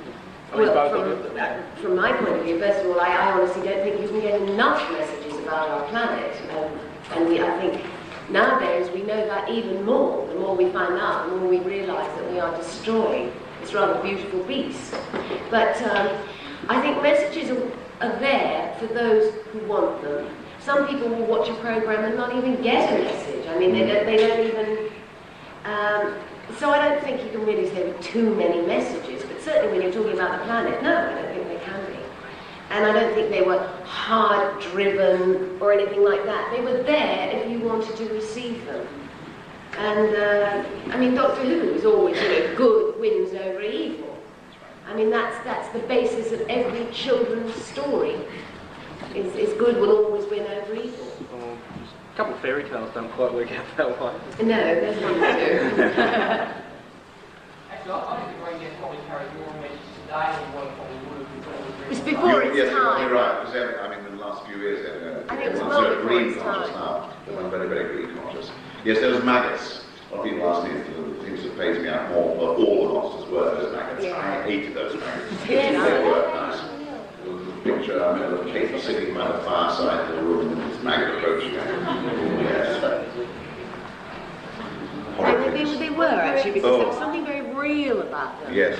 They were very shiny and slippery looking. I remember when we had to go across that, the floorboards, and they were all underneath and coming up to us like that. That was really quite unpleasant, I have to say. When you were floating across. Because they had teeth. In these little mouths. And you can't trust some of the puppeteers of these. They were stringing you along. Well, they had one in the claws of Axos. I'll never forget it, because they had these things like big crab claws that were coming out of walls. Well, they couldn't see me, so they didn't know what they were grabbing. And there were times when branching didn't come into this. And you didn't know whether to react and go, oh! She was supposed to be in a frightening situation. With the Green Death as well, you left the show. That was your last story. I mean, what was it like for both of you? Very emotional. Yes. Was. No more I remember cuddles? this one. What? No more cuddles? Well, not after you left, no. But you did my tarot cards for me. Yeah. Which you did, I remember that. Someone did my tarot cards a couple of years ago in Atlanta. That's very interesting. Well, they found lots of strange things. I didn't know. I think it's fascinating. Oh, I do too. Yeah, me too. And I always used to think my lucky number was 18. And it was Katy Manning who proved it was 4. Absolutely right. I was very into all that, No, actually, the emotions about leaving it was interesting, because suddenly you realise for 3 years, these had been my family. I saw more of these guys than I did anybody at home. And I mean, you sort of eat together, you not talk. I've had 4 breakfasts on occasion. Yes. Yeah, you got to tell that story. Actually, I didn't. That was John Bell exaggerating. I used to enjoy occasional food, didn't I? Yes, you did. You liked a bacon butty in the morning, didn't you? The scrambled eggs. You used to go to the pub at lunchtime. Pub at lunchtime, and then 4 soups for lunch. That's right, and then 4 soups. 4 soups, yes. And then 2 Chinese meals in the evening. That's right. But I mean, it was a family. And for me, it was very early on in my career. I'd done one other television series prior to that. So for me, these people had literally taken me in and taught me. Literally had taught me. And it was like, I'd grown up in that 3 years with these people. And so for me, it was absolutely devastating to leave. I mean, we were all crying. Nick was crying, I was crying. John Levine, well, of course, he was crying. And Pertwee. I mean, it was a very, very. Shaking. Oh, it was just awful. We were all really like that because it sort of we really hadn't looked forward to any kind of an end of this. Was it totally your decision? No, I think if you look at the reign of the girls, it's about a 3-year stint. And I think that's probably enough, in all honesty, because the girl injects something else into the show, and after 3 years, I think you need a new injection of what it is that the female companion puts in. I think it's very sensible. Okay. There's one right over the side. Oh, look. Oh. Look, it's really good. As soon as you let Katy book with John Courtney and Terence Gibson very literally, oh, yes. Yes, I think it, once again, I mean, they'd all been... They want to move on. You take that. You kind of feel after X amount of years of doing one job in this particular business, in acting, that it really is time to go and find other characters, because you do kind of get stuck in one. And you do... I should know about it. 21 years, that brigadier.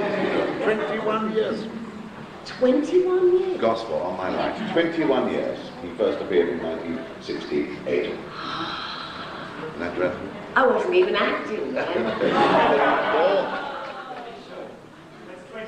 Because see, I used to watch Nick. Oh, 1990, yes.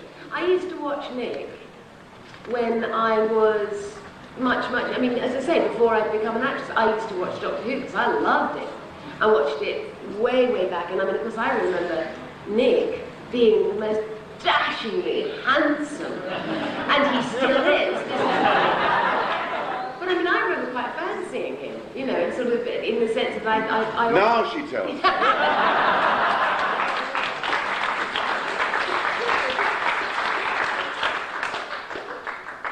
21 years. 21 years. Dark hair. Do you both still watch the show?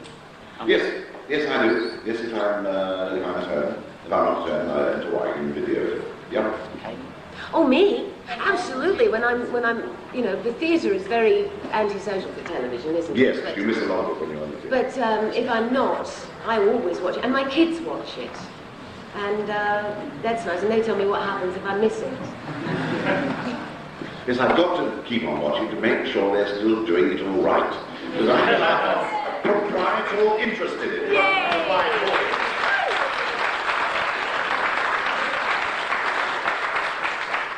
There's been so much of part, when you think of my life, on that programme. I mean, since 1965, Katy. Even before Brigadier did, I was playing something else in 65. Yes. Yeah, I'm thinking 65, yes. Because I used to watch it with William Hart. William Hart. Yeah. I was a teenage model then. Striped shirt there. This question's directed at the two of you. After you finished with Doctor Who, did you like ever come back and visit on the set, or you know, just break away? That's it. Progress from there. Oh no, I always came back, particularly, I think it was, you see, when I left in Terrible Design was, I thought that's my least favourite story for what it's worth. Not maybe because it's a very bad story, but because both John and Ian and I thought that's the end of the unit, and I'm never going to come back as a brigadier. When John Nathan Turner brought me back, because he'd been a floor manager in the early days when John heard me, and then of course he came up, production manager, PUMB, and of course then producer. And then he offered to bring me back in the show. He said, Tom Baker's favorite would you like to come back? I said, yes. When? Tell me now. He said, well, I don't know. And then I became very good friends with John Pertwee, and actually I see him so regularly now. But I always, I went to see him doing Remembrance of the Darlings. Always go, studio days. Yeah, I don't know, I can't keep away. There was one hidden scene with you in it, wasn't there? It was recently shown. Where there you were in the scene, but not as the Brigadier, just sort of hiding in a crowd scene. Oh, you mean the Silver Nemesis? Yes. Yes, John Nathan Turner got nearly all his directors for the last 3 years, some of the writers. And actually, I was the only actor he asked, because he thought I was a game sort of guy. He said, do you want to come and be a tourist from the town, Windsor Castle, that's right, Windsor Castle. So I was doing that day, so I dressed up with a French beret, pair of sunglasses, I did probably shorts on, I thought it was probably a bad idea. Really not wanted to do that. yes, and we all were tourists walking around. I didn't. That was fun. Yes. I didn't. Yes, and so on. What about you, Katy? Did you ever come back up? Well, I honestly, I was in a show for 2 years straight after that. And sort of 2 years went and then another show, and I was really gone on a continuous basis. And it just sort of never happened, but you never know. We might, you just don't know, do you? There were actually rumours of you actually being offered a part in the Five Doctors. Yes. Yes. You were probably busy doing something else. I was. That was exactly right. Yes, because we had I wanted to, but I couldn't. We had quite a gathering in that one, yes, so on. First day of rehearsal, Peter Moffat, I mean, no one, you know, as everyone came in the rehearsal room, the Fraser Angel, and all the poor, you know, the people who were in the story couldn't get their rehearsal scenes done. Peter Moffat, the director, was very, very patient. Because, I mean, you know, the row that went on in that rehearsal, how we got any work done. But we did. It was great fun to do the Five Doctors. It was a lot of fun. I said it. One of what was it like acting with Gene after getting married after about 20 years of 23 years of We've done that one. We have done that one. He was in the potty when you did that. You've seen a rerun, have you, or you've seen a tape of the Dark Master Plan? Oh, you've got the book. You've got the book. But, well, as I said earlier, you know, it was just fun to go up to the read-through and say, hello, Gene, nice to see you again. When did we last meet? Nick, I said, in Doctor Who, 24 years ago. And we were both on opposite sides then. It was great fun. She was very good as Morgan Fay, and very good as Sarah. Morgan Le Fay. No? Morgan. Well, it's the same character, isn't it?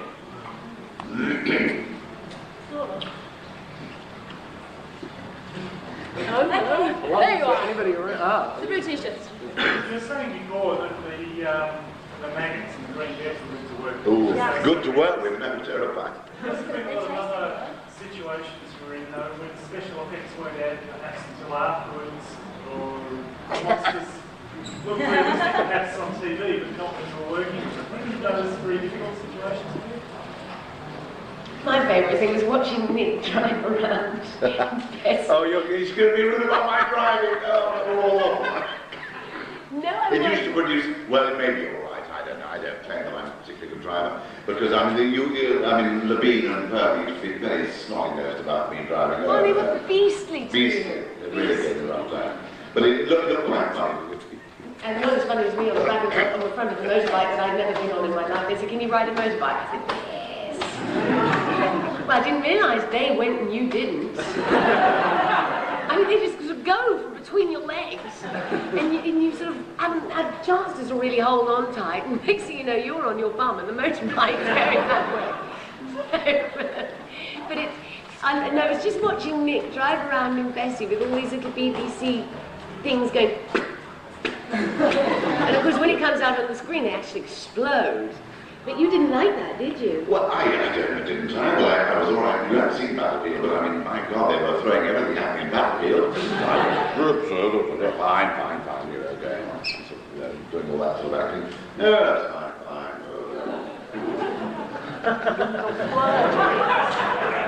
He used to come back and say, I don't like all this driving around with these things going off. You don't know where they're going to go, and things like that. I love driving, Bessie. Lovely car. Oh, it's great. Lovely car. Katy, have you been offered a part? Hello. Hi. How are you? Really good. Enjoying yourself? Yeah, lovely. It's a friend of mine. It's all right. Have you been offered a part to play yet? What play? There's a big restaurant this evening that will be in attendance. What play? The play. The Orman and the stage play Young Adventures that, going around England. you mean the theatre piece? That is rumoured strongly to be coming here It later is a this year. strong rumour, yes.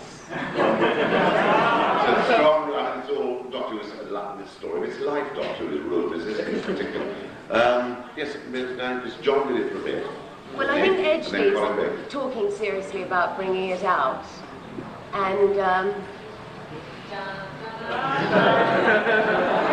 Watch this space. Kylie said no.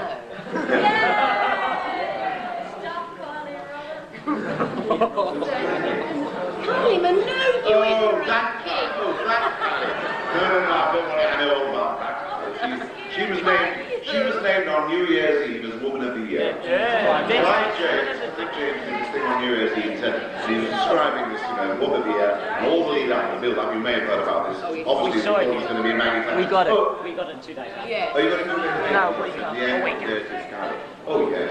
You know, there's a very long-running soap opera now. I mean, you've taken over England, you Aussies. You really have. There's a long-running soap opera called The Archers, which I've done. I did a couple of episodes recently because I was on the radio drama company for 6 months last year. I went up to The Archers, and now there's a character in The Archers. A baby's been born. This is provincial England, and the baby's been called Katy. There you are. And The Archers has been running since... That's been running for 40 years or more. Now the baby's called Katy. So you're taking us over. I know, when I went back to England, all people wanted to say to me is, listen, what happens in Neighbours when I said, it's great, I've come back to England, and this is it, this is all I'm getting, is what happens in Neighbours when she has the baby, etc., and does she marry so-and-so, and I'm going, Definitely It's going to be a nuclear explosion. Very important. But tell me about Prisoner in Cell Block H. Do you ever meet Cell Block H? It's dead. No, it's gone. It's just Prisoner. Prisoner, I think they call it Cell Block H. They do that to differentiate it from the old Patrick. You remember Prisoner? The Prisoner, yes, of course. So that's why they changed that name overseas from here. So as to avoid confusion. Oh, I see. So I find some of those characters absolutely fascinating. I mean, in what way, Nick? I'm being ironic. I'm being very ironic. Yes. Yes, it's, A lot of the people now, I think they're doing it. You see, everyone's doing, all the Australian stars are all doing pantomime in England at the moment. Yeah. A lot of the British actors think, what's wrong with my Cinderella? Why should, I can't remember all their names actually. well, equally, when they try to bring them out here, the Australian actors say the same Well, thing. I mean, it's a universal problem. I don't think really there should be doors between actors. I think No, they there should be able shouldn't. to travel and play wherever the hell they want, like they used to. No, I agree actually, because I'm a great believer in exchanges. Exchanges, art shouldn't have any frontiers, and I've said so many a time, because I'm still around there, I'm still around there, they keep on electing me to let's say actors union. And I'm a great believer in exchange. But that's many why you're exchanges elected, possible. because you are the only actor I know who works as an actor, and therefore can practically go into equity in England and say what is really happening. What's going and how it on? should Well, be. no, not of us can. I think you're excellent. Well, it's fascinating, it's good. We are going through problems with deregulation. We have a question here that's been waiting for the last. Oh, I'm sorry. If you were, if you're offered, if you had the chance to, and were offered a part, you got the right as Joe Grant, whereas another character, you would turn. If they gave you that much. Oh, I don't know. Probably. I don't know. As Joe Grant, I mean, it would be ridiculous. Can you imagine me going back as Joe Grant? Oh, yes. What would you Oh, be yes. like? Oh, I can. Yes, What I would you can. be like now? Wonderful. Lunatic woman. No, she's a flower in such a lot, She's an open. Seeded, I think. Well, X number of years in the Amazon, Yes, exactly. I don't know. I mean, it's one of those sort of hypothetical questions. I really don't know. It would depend. It would depend around the right teeth. No, I don't know. I don't know. Look, ready right up the back then. Yeah. Nick, you were saying a little while ago the Doctor Who runs on rumours. Have you heard the various rumours relating to the Doctor Who film? Yes, frequently. Do you have any comments about Michael Caine? But I keep on telling you, see, as I say, I'm in constant touch always with John Nathan Turner, who has actually, apart from being a producer, has become a very, very close friend of mine and seen me through a lot of different times. Anyway, apart from that, he would always let me know. I mean, people come out from my local pub, of course, I have a local pub, where you were surprised to hear that. You own it? That's a I don't know. They often say, oh, we heard this on LBC, we heard the movies being made and all these, and I think it's American, it's going to be American finance, and the rumour is that Donald Sutherland is going to play the Doctor. But I can't see that happening somehow. I think it's very unlikely. Whether they'll ever do the movie again, whether they'll do it at all, I don't know. It didn't work. No, it works better on television, I think, so I guess it did, the BBC. But if the BBC sell all the rights, then of course that can, anything can happen then. Well, they have actually, the people actually just have the rights to make the film. I think Christopher Skate is going to buy the BBC.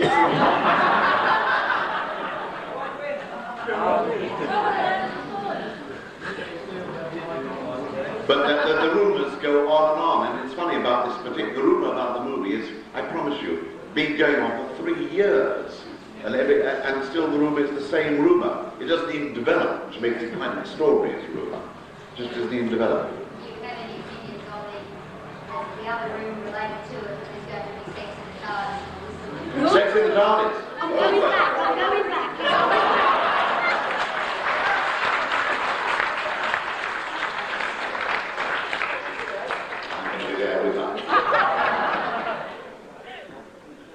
Blue Doctor Who.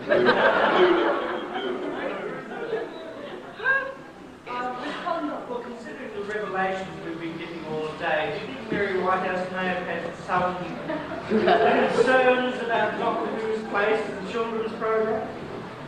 Well, it's never been a children's program, it was a family program. That classification might be a little... But she doesn't rule the roost, Mary Whitehouse, she's just a factor. But she hasn't got any real say so. Well, I think I was talking to you yesterday in the room at Katy that had what was the phrase, a tendency for lack of clothing on occasion? A tendency for lack of clothing. I'm trying to forget it. Nothing's changed. It's my Madonna top here. Do you think it's too much? Just right. Thank you. Just right. Last time I said to Douglas, can I feel that? Just right. You've forgotten that story. No, we weren't telling that story. Oh, yes, I do. No, we weren't. My God. Yes. Last time to met in London, you mentioned that you were writing a book that would finish by Christmas. Yes. You didn't say which Christmas, did you? Thank you for that. That's helped me out. It's very slow progress at the moment. There's so many other things in my life that seem to have happened in my life in the last couple of years that I've been putting behind me. But I will bear that in mind, your question. And I've got the plot. I've written the whole plot out. It's just writing the book now. That's it. I've got the plot. But it's another reason, surely, is that I had to wait and see what happened to me in Battlefield. I mean, if you were writing a book called Whatever Happened to the Brigadier, I had to make sure what happened to me in Battlefield. And I've been busy since then, and that's my story, and I'm sticking to it. But I do want to write a book. But I've been threatening to write for so long. John Burke said he'd never get out to it. He's probably right. But he may be wrong. He sometimes is wrong. Sometimes. Once. Oh, only once. All right. Okay. If you had died in Battlefield, it would have made rather a short book. Died in Scunthorpe, I think.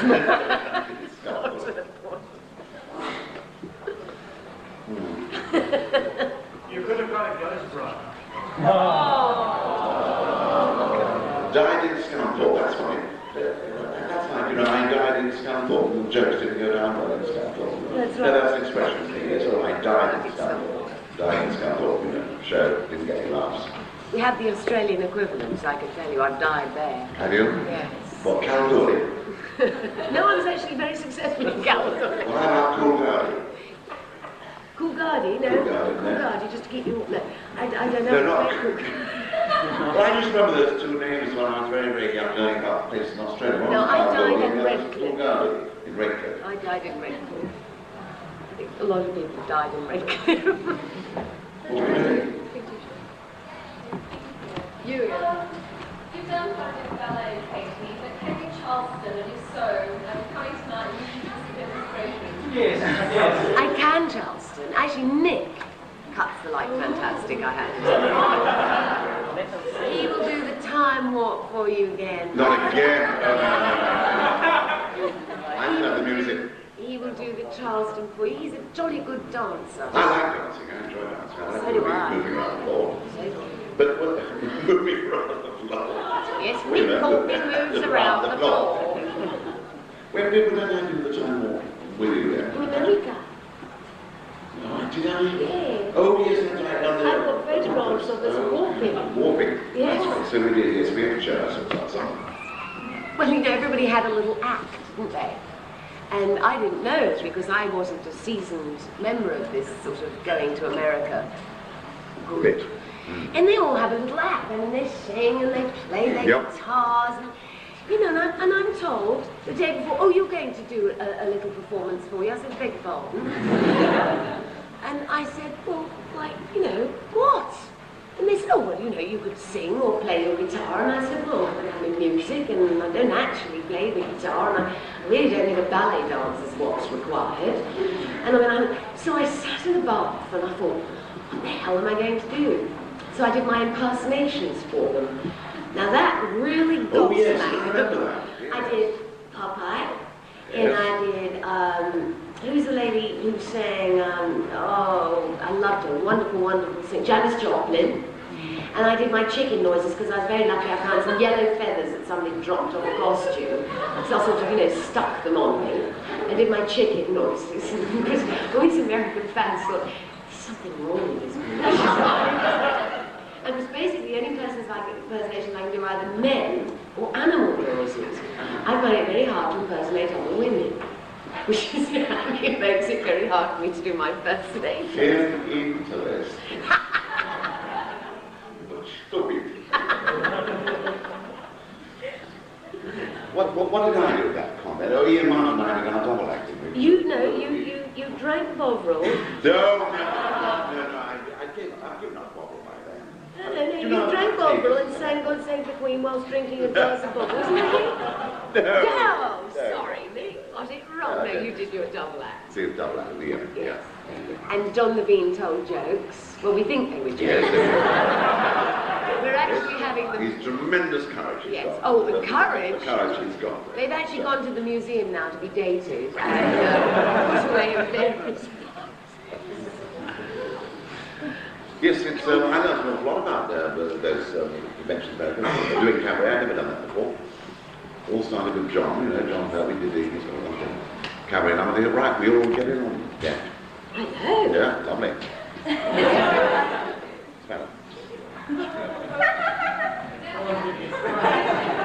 Novels. I'll tell you what's going on behind it. This is left over from the last lecture. I don't think he's well.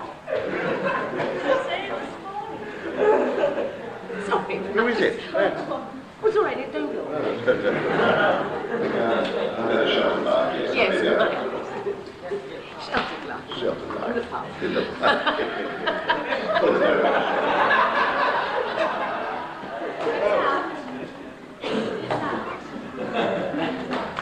Well, we hope you're feeling better soon.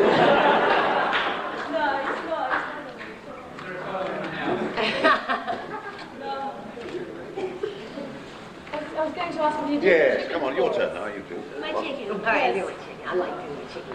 I did it for a radio station the other day. We're out of questions. They've asked them. Okay, are you ready? Yeah, I'm ready. Oh, she's going to do chicken. Shall I do it straight-faced first or smiling first? This is my Jacobian chicken.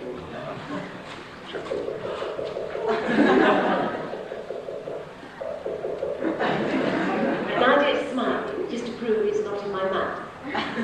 If you know what I mean. I know. Okay, right, smile. Okay, this is the comedy chicken. This one goes. Now you may wonder where I do that from. Yes. I've no idea. I just found out one day I could do it. Look, he's got a smile. What's it? Here you say that I found out one day I could do it. Could be ages. Yes.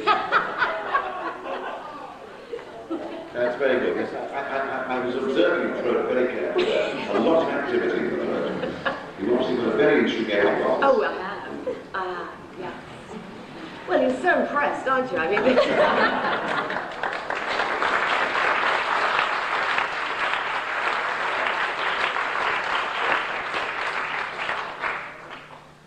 Is there anything you could ask after that?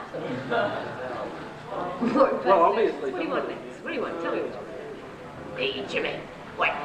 You mentioned earlier that John said that you never get round to writing the book. When's John going to get round to writing the second half of his movie? Moon boots and yellow boots, or yellow boots and moon boots. So moon boots and dinner suits, that's right. That's it. Yes, moon boots. I don't know.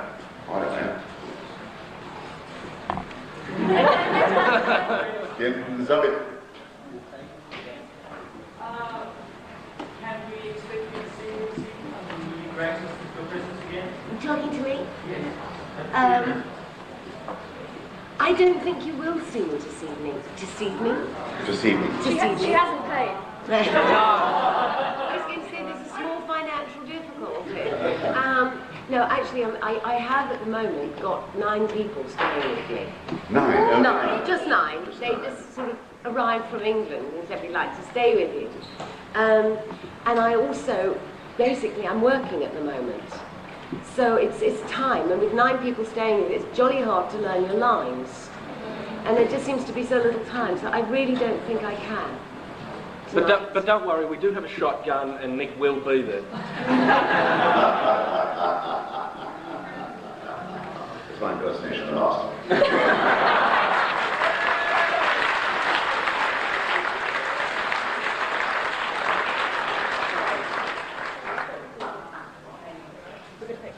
We've only got time for a few more Okay, questions. I'm sorry about it, actually. That's a pity. Because I need something to hold my hand.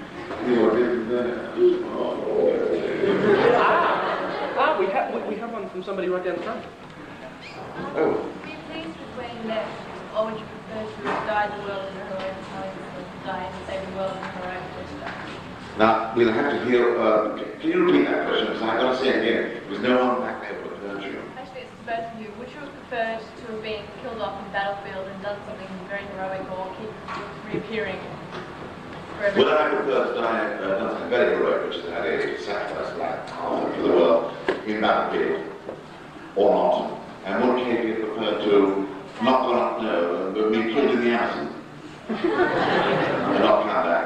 I don't mind. I feel equivocal about this, if you like the expression. I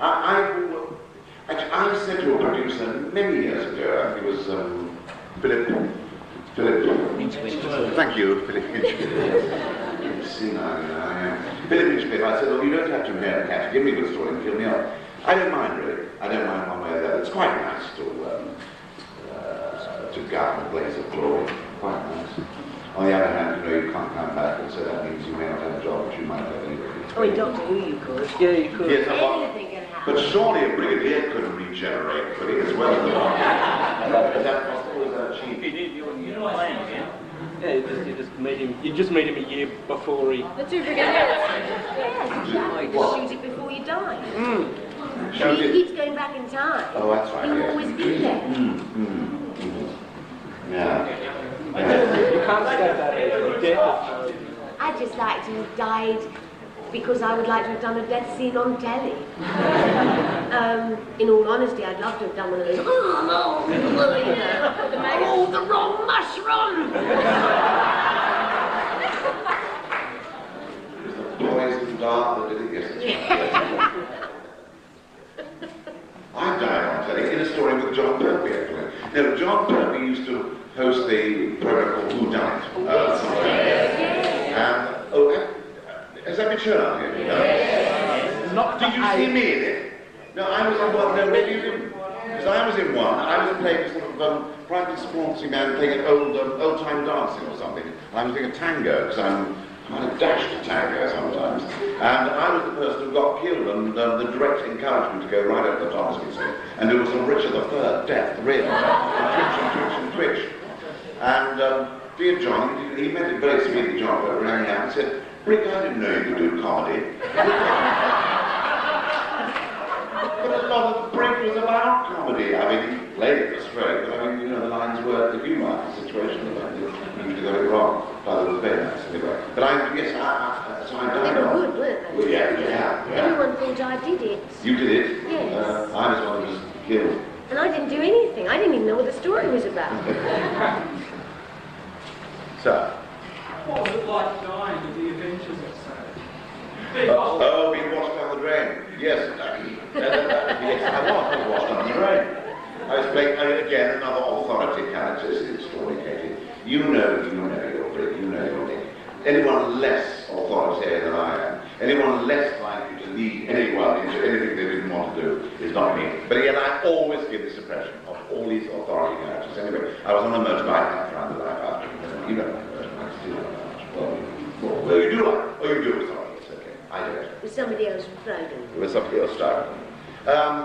Yes, Captain Gibbon, wasn't it, in the Avengers? Being shrunk by Francis Matthews. That's right. That. And then sort of saying, help me, like fly, you know. So I was hanging on to the gutter. I remember that. And it was rather like me trying to, clever what they could do with special effects. Like scrabbling like a spider. I didn't know, it's just I died in that, didn't I? Sure did. Nasty death, watery death. And John Welby got to play a brigadier in another episode. Yes, he did, didn't he? Yes, he did. Yeah, cheap. Mind you, I've upstaged him because I'm just on a film with Michael Caine and Roger Moore in England a couple of months ago. Not a very large part. And guess what I play? I play Sir Hugh Corrie, Her Majesty's Chief Scientific Advisor.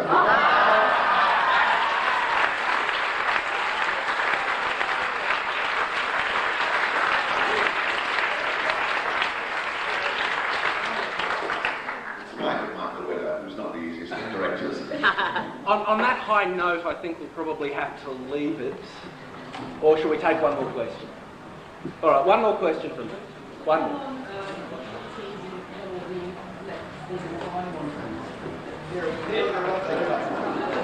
Anyway, thanks very